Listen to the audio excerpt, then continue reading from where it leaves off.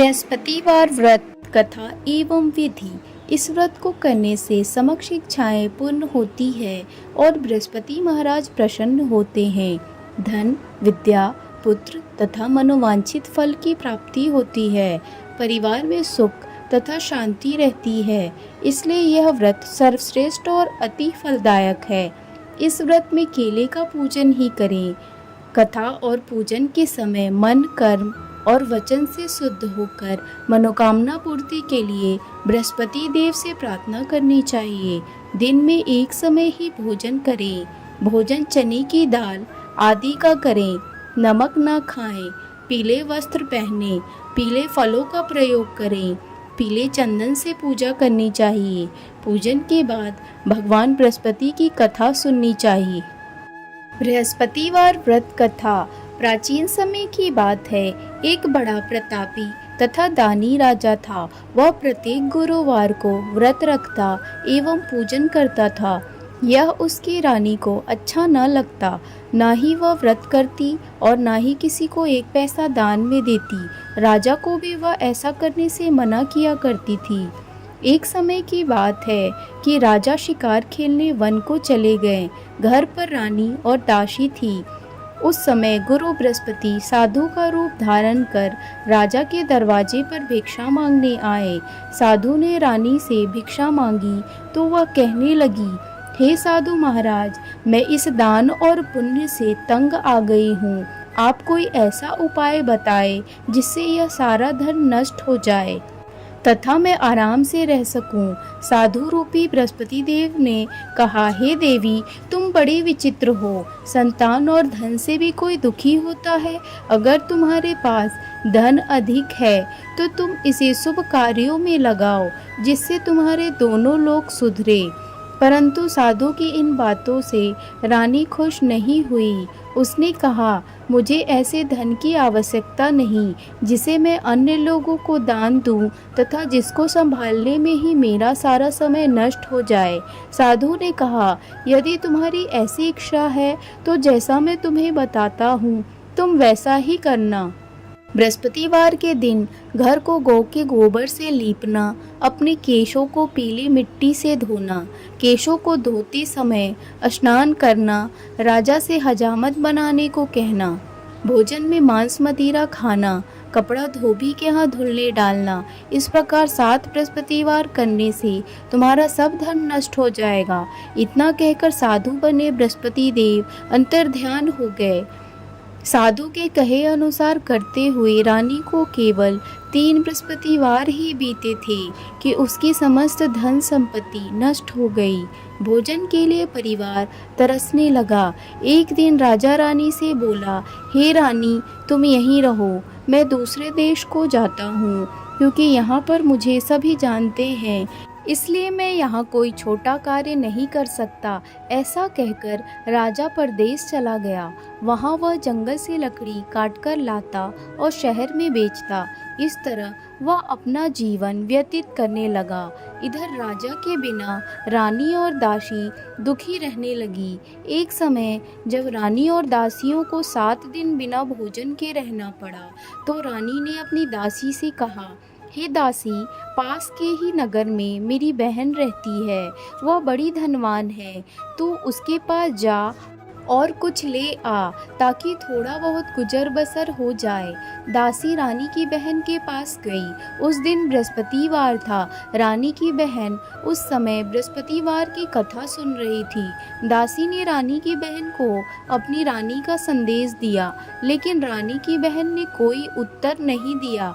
जब दासी को रानी की बहन से कोई उत्तर नहीं मिला तो वह बहुत दुखी हुई। उसे क्रोध भी आया। दासी ने वापस आकर रानी को सारी बात बता दी। सुनकर रानी ने अपने भाग्य को कोसा।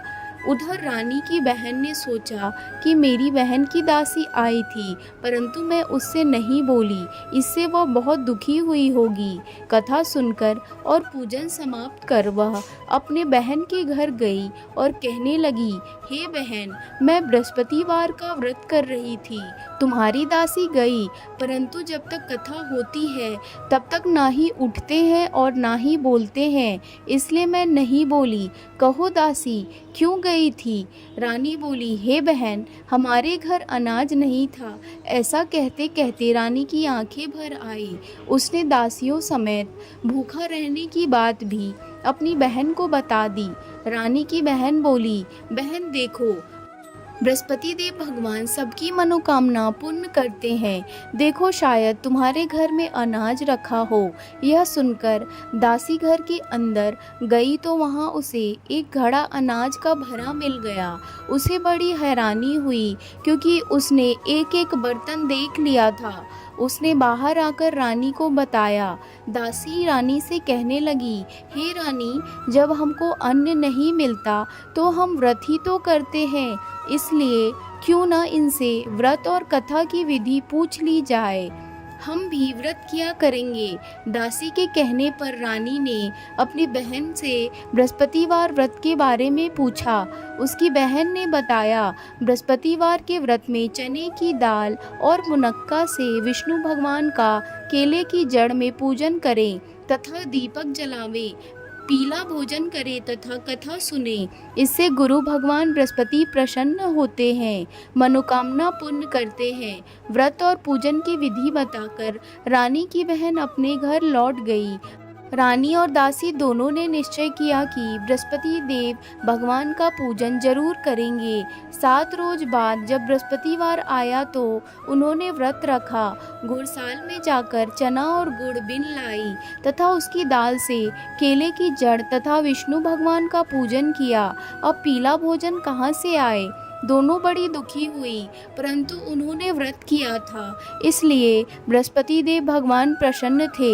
एक साधारण व्यक्ति के रूप में वे 2 थालों में सुंदर पीला भोजन लेकर आए और दासी को देकर बोले, हे दासी, यह भोजन तुम्हारे और तुम्हारी रानी के लिए है, इसे तुम दोनों ग्रहण करना। दासी भोजन पाकर बहुत प्रसन्न हुई। उसने रानी को सारी बात बताई। उसके बाद से वे प्रत्येक बृहस्पतिवार को गुरु भगवान का व्रत और पूजन करने लगी। बृहस्पति भगवान की कृपा से उनके पास धन हो गया, परंतु रानी फिर पहले की तरह आलस्य करने लगी। तब दासी बोली, देखो रानी, तुम पहले भी इस प्रकार आलस्य करती थी। तुम्हें धन को रखने में कष्ट होता था, इस कारण सभी धन नष्ट हो गया। अब गुरु भगवान की कृपा से धन मिला है तो फिर तुम्हें आलस्य होता है। बड़ी मुसीबतों के बाद हमने यह धन पाया है, इसलिए हमें दान और पुण्य करना चाहिए। अब तुम भूखे मनुष्यों को भोजन कराओ, प्याऊ लगवाओ, ब्राह्मणों को दान दो, कुआं तालाब बावड़ी आदि का निर्माण करवाओ, मंदिर पाठशाला बनवाकर ज्ञान दान दो, कुंवारी कन्याओं का विवाह करवाओ, अर्थात धन को शुभ कार्यों में खर्च करो, जिससे तुम्हारे कुल का यश बढ़े तथा स्वर्ग प्राप्त हो और पितर प्रसन्न हो। दासी की बात मानकर रानी शुभ कर्म करने लगी, उसका यश फैलने लगा। एक दिन रानी और दासी आपस में विचार करने लगे कि न जाने राजा किस दशा में होंगे, उनकी कोई खोज खबर नहीं है। उन्होंने श्रद्धा पूर्वक गुरु बृहस्पति भगवान से प्रार्थना की कि राजा जहाँ कहीं भी हो शीघ्र वापस आ जाए। उधर राजा परदेश में बहुत दुखी रहने लगा। वह प्रतिदिन जंगल से लकड़ी बीनकर लाता और उसे शहर में बेचकर अपने दुखी जीवन को बड़ी कठिनता से व्यतीत करता। एक दिन दुखी हो अपनी पुरानी बातों को याद करके वह रोने लगा और उदास हो गया। उसी समय राजा के पास बृहस्पति देव साधु के वेश में आकर बोले, हे लकड़हारे, तुम इस सुनसान जंगल में किस चिंता में बैठे हो, मुझे बतलाओ। यह सुन राजा के नेत्रों में जल भर आया। साधु की वंदना कर राजा ने अपनी संपूर्ण कहानी सुना दी। महात्मा दयालु होते हैं। वे राजा से बोले, हे राजा, तुम्हारी पत्नी ने बृहस्पति देव के प्रति अपराध किया था, जिसके कारण तुम्हारी यह दशा हुई। अब तुम किसी प्रकार की चिंता मत करो, भगवान तुम्हें पहले से अधिक धन देंगे। देखो, तुम्हारी पत्नी ने बृहस्पतिवार का व्रत प्रारंभ कर दिया है। अब तुम भी बृहस्पतिवार का व्रत करके चने की दाल व गुड़ जल के लोटे में डालकर केले का पूजन करो, फिर कथा कहो या सुनो। भगवान तुम्हारी सब कामनाओं को पूर्ण करेंगे। साधु की बात सुनकर राजा बोला, हे प्रभु, लकड़ी बेचकर तो इतना पैसा भी नहीं बचता जिससे भोजन करने के उपरांत कुछ बचा सकूं। मैंने रात्रि में अपनी रानी को व्याकुल देखा है। मेरे पास कोई साधन नहीं जिससे उसका समाचार जान सकूं। फिर मैं बृहस्पति देव की क्या कहानी कहूँ, यह भी मुझको मालूम नहीं है। साधु ने कहा, हे राजा, मन में बृहस्पति भगवान के पूजन व्रत का निश्चय करो, वे स्वयं तुम्हारे लिए कोई राह बना देंगे। बृहस्पतिवार के दिन तुम रोजाना की तरह लकड़ियां लेकर शहर में जाना। तुम्हें रोज से दुगुना धन प्राप्त होगा, जिससे तुम भली भांति भोजन कर लोगे तथा बृहस्पति देव की पूजा का सामान भी आ जाएगा। जो तुमने बृहस्पतिवार की कहानी के बारे में पूछा है वह इस प्रकार है। प्राचीन काल में एक बहुत ही निर्धन ब्राह्मण था। उसके कोई संतान नहीं थी। वह नित्य पूजा पाठ करता। उसकी स्त्री न स्नान करती और न ही किसी देवता का पूजन करती। इस कारण ब्राह्मण देवता बहुत दुखी रहते थे। भगवान की कृपा से ब्राह्मण के यहाँ एक कन्या उत्पन्न हुई। कन्या बड़ी होने लगी। प्रातः स्नान करके वह भगवान विष्णु का जप करती। बृहस्पतिवार का व्रत भी करने लगी। पूजा पाठ समाप्त कर पाठशाला जाती तो अपने मुट्ठी में जौ भर कर ले जाती और पाठशाला जाने के मार्ग में डालती जाती। लौटते समय वही जौ स्वर्ण के हो जाते तो उनको बीनकर घर ले आती। एक दिन वह बालिका सूप में उन सोने के जौ को फटक कर साफ कर रही थी कि तभी उसकी माँ ने देख लिया और कहा, हे बेटी, सोने के जौ को फटकने के लिए तो सोने का सूप भी तो होना चाहिए। दूसरे दिन गुरुवार था। कन्या ने व्रत रखा और बृहस्पति देव से सोने का सूप देने की प्रार्थना की। बृहस्पति देव ने उसकी प्रार्थना स्वीकार कर ली। रोजाना की तरह वह कन्या जौ फैलाती हुई पाठशाला चली गई। पाठशाला से लौटकर जब वह जौ बिन रही थी तो बृहस्पति देव की कृपा से उसे सोने का सूप मिला। उसे वह घर ले आई और उससे जौ साफ करने लगी, परंतु उसकी माँ का वही ढंग रहा।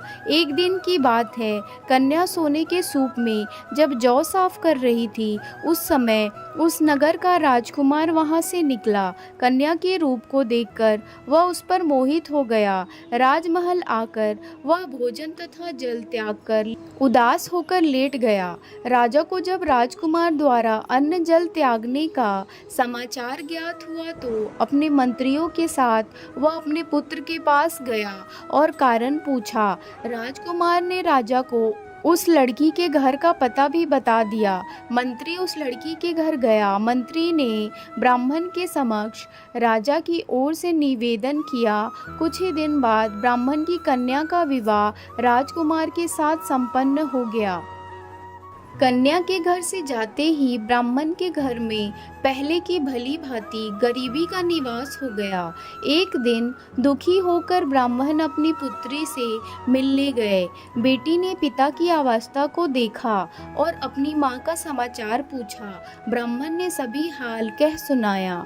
कन्या ने बहुत सा धन देकर अपने पिता को विदा कर दिया, लेकिन कुछ दिन बाद फिर वही हाल हो गया।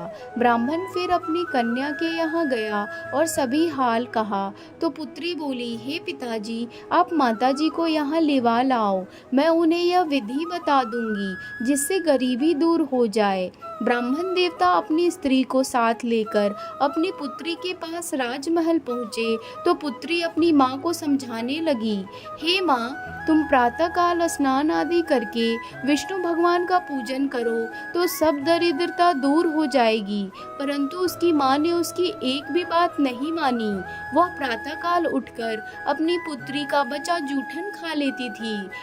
एक दिन उसकी पुत्री को बहुत गुस्सा आया। उसने अपनी माँ को एक कोठरी में बंद कर दिया।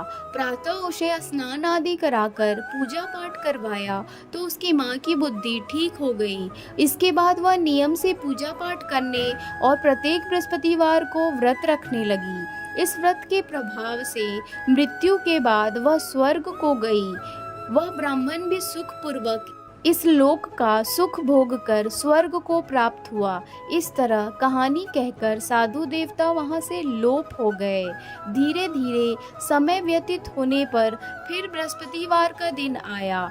राजा जंगल से लकड़ी काटकर शहर में बेचने गया। उसे उस दिन से और दिनों से अधिक धन मिला। राजा ने चना गुड़ आदि लाकर बृहस्पतिवार का व्रत किया। उस दिन से उसके सभी क्लेश दूर हुए। परंतु जब अगले गुरुवार का दिन आया तो वह बृहस्पतिवार का व्रत करना भूल गया। इस कारण बृहस्पति भगवान नाराज हो गए। उस दिन उस नगर के राजा ने विशाल यज्ञ का आयोजन किया था तथा अपने समस्त राज्य में घोषणा करवा दी थी कि सभी मेरे यहाँ भोजन करने आवे, किसी के घर चूल्हा ना जले। इस आज्ञा को जो ना मानेगा उसको फांसी दे दी जाएगी। राजा की आज्ञा अनुसार राज्य के सभी वासी राजा के भोज में सम्मिलित हुए, लेकिन लकड़हारा कुछ देर से पहुंचा, इसलिए राजा उसको अपने साथ महल में ले गए। जब राजा लकड़हारे को भोजन करा रहे थे तो रानी की दृष्टि उस खूंटी पर पड़ी जिस पर उसका हार लटका हुआ था। उसे हार खूंटी पर लटका दिखाई नहीं दिया। रानी को निश्चय हो गया कि मेरा हार इस लकड़हारे ने चुरा लिया है। उसी समय सैनिक बुलवाकर उसको जेल में डलवा दिया। लकड़हारा जेल में विचार करने लगा कि न जाने कौन से पूर्व जन्म के कर्म से मुझको यह दुख प्राप्त हुआ है, और जंगल में मिले साधु को याद करने लगा। तत्काल बृहस्पति देव साधु के रूप में प्रकट हो गए और कहने लगे, अरे मूर्ख, तूने बृहस्पति देवता की कथा नहीं की, इसी कारण तुझे दुख प्राप्त हुआ है। अब चिंता मत कर, बृहस्पतिवार के दिन जेल खाने के दरवाजे पर तुझे 4 पैसे पड़े मिलेंगे। उनसे तू बृहस्पति देव की पूजा करना तो तेरे सभी क्लेश दूर हो जाएंगे। अगले बृहस्पतिवार उसे जेल के द्वार पर 4 पैसे मिले। राजा ने पूजा का सामान मंगवाकर कथा कही और प्रसाद बांटा। उसी रात्रि में बृहस्पति देव ने उस नगर के राजा को स्वप्न में कहा, हे राजा, तूने जिसे जेल में बंद किया है उसे कल छोड़ देना, वह निर्दोष है। राजा प्रातःकाल उठा और खूंटी पर हार टंगा देखकर लकड़हारे को बुलाकर क्षमा मांगी तथा राजा को योग्य सुंदर वस्त्र आभूषण भेंट कर उसे विदा किया। गुरुदेव की आज्ञा अनुसार राजा अपने नगर को चल दिया। जब राजा नगर के निकट पहुंचा तो उसे बड़ा ही आश्चर्य हुआ। नगर में पहले से अधिक बाग, तालाब, मंदिर आदि बने हुए थे। राजा ने पूछा कि यह किसका बाग और धर्मशाला है। तब नगर के सब लोग कहने लगे कि यह सब रानी और दासी द्वारा बनवाए गए हैं। राजा को आश्चर्य हुआ और गुस्सा भी आया कि उसकी अनुपस्थिति में रानी के पास धन कहाँ से आया होगा। जब रानी ने यह खबर सुनी कि राजा आ रहे हैं तो उसने अपनी दासी से कहा, हे दासी, देख, राजा हमको कितनी बुरी हालत में छोड़ गए थे। वह हमारी ऐसी हालत देखकर लौट न जाए, इसलिए तू दरवाजे पर खड़ी हो जा। रानी की आज्ञा अनुसार दासी दरवाजे पर खड़ी हो गई और जब राजा आए तो उन्हें अपने साथ महल में लिवा लाई। तब राजा ने क्रोध करके अपनी तलवार निकाली और पूछने लगा, बताओ, यह धन तुम्हें कैसे प्राप्त हुआ है। तब रानी ने सारी कथा कह सुनाई। राजा ने निश्चय किया कि मैं रोजाना दिन में 3 बार कथा कहा करूँगा तथा रोज व्रत किया करूँगा। अब हर समय राजा के दुपट्टे में चने की दाल बंधी रहती तथा दिन में 3 बार कथा कहता। एक रोज राजा ने विचार किया कि चलो अपनी बहन के यहाँ हो आऊं। इस तरह का निश्चय कर राजा घोड़े पर सवार हो गया और अपनी बहन के यहाँ चल दिया। मार्ग में उसने देखा कि कुछ आदमी एक मुर्दे को लिए जा रहे हैं। उन्हें रोककर राजा कहने लगा, अरे भाइयों, मेरी बृहस्पतिवार की कथा सुन लो। वे बोले, लो, हमारा आदमी तो मर गया है, इसको अपनी कथा की पड़ी है। परंतु कुछ आदमी बोले, अच्छा कहो, हम तुम्हारी कथा भी सुनेंगे। राजा ने दाल निकाली और कथा कहानी शुरू कर दी। जब कथा आधी हुई तो मुर्दा हिलने लगा और जब कथा समाप्त हुई तो राम राम करके वह मुर्दा खड़ा हो गया। राजा आगे बढ़ा। उसे चलते चलते शाम हो गई। आगे मार्ग में उसे एक किसान खेत में हल चलाता मिला। राजा ने उससे कथा सुनने का आग्रह किया, लेकिन वह नहीं माना। राजा आगे चल पड़ा। राजा के हटते ही बैल पछाड़ खाकर गिर गए और किसान के पेट में बहुत जोर से दर्द होने लगा। उसी समय किसान की पत्नी रोटी लेकर आई। उसने जब देखा तो अपने पुत्र से सब हाल पूछा। बेटे ने सभी हाल बता दिया। बुढ़िया दौड़ी दौड़ी उस घुड़सवार के पास जाकर गई और उससे बोली, मैं तेरी कथा सुनूंगी, तू अपनी कथा मेरे खेत पर ही चलकर कहना। राजा ने लौटकर बुढ़िया के खेत पर जाकर कथा कही, जिसके सुनते ही बैल खड़े हो गए तथा किसान के पेट का दर्द भी बंद हो गया। राजा अपनी बहन के घर पहुंच गया। बहन ने भाई की खूब मेहमानी की। दूसरे रोज प्रातःकाल राजा जागा तो वह देखने लगा कि सब लोग भोजन कर रहे हैं। राजा ने अपनी बहन से जब पूछा, ऐसा कोई मनुष्य है जिसने भोजन नहीं किया हो, जो मेरी बृहस्पतिवार की कथा सुन ले। बहन बोली, हे भैया, यह देश ऐसा ही है। पहले यहाँ के लोग भोजन करते हैं, बाद में अन्य काम करते हैं। फिर वह एक कुम्हार के घर गई, जिसका लड़का बीमार था। उसे मालूम हुआ कि उसके यहाँ 3 दिन से किसी ने भोजन नहीं किया है। रानी ने अपने भाई की कथा सुनने के लिए कुम्हार से कहा। वह तैयार हो गया। राजा ने जाकर बृहस्पतिवार की कथा कही, जिसको सुनकर उसका लड़का ठीक हो गया। अब तो राजा की प्रशंसा होने लगी। एक दिन राजा ने अपनी बहन से कहा, हे बहन, मैं अब अपने घर जाऊंगा, तुम भी तैयार हो जाओ। राजा की बहन ने अपनी सास से अपने भाई के साथ जाने की आज्ञा मांगी। सास बोली, चली जा, परंतु अपने लड़कों को मत ले जाना, क्योंकि तेरे भाई के कोई संतान नहीं होती है।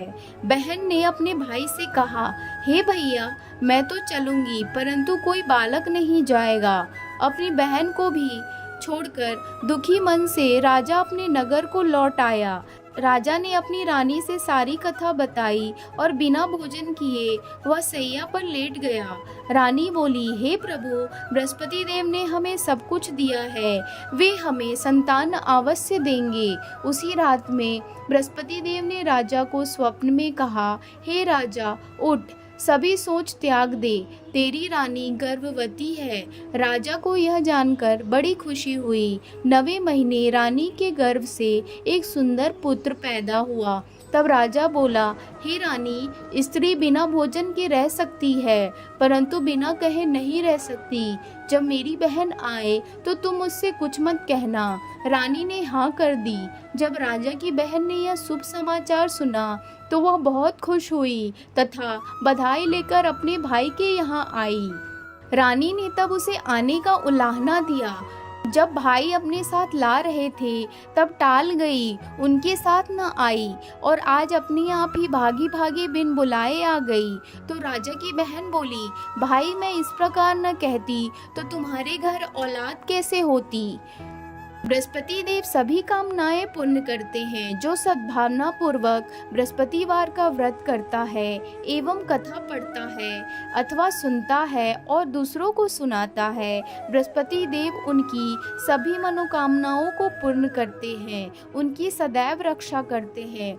जो संसार में सद्भावना से गुरुदेव का पूजन एवं व्रत सच्चे हृदय से करते हैं, उनकी सभी मनोकामनाएं वैसे ही पूर्ण होती है जैसे सच्ची भावना से रानी और राजा ने बृहस्पति देव की कथा का गुणगान किया तो उनकी सभी इच्छाएं बृहस्पति देव ने पूर्ण की। अनजाने में भी बृहस्पति देव की उपेक्षा ना करें, ऐसा करने से सुख शांति नष्ट हो जाती है। इसलिए सबको कथा सुनने के बाद प्रसाद लेकर जाना चाहिए। हृदय से उनका मनन करते हुए जयकारा बोलना चाहिए। बोलो बृहस्पति देव भगवान की जय।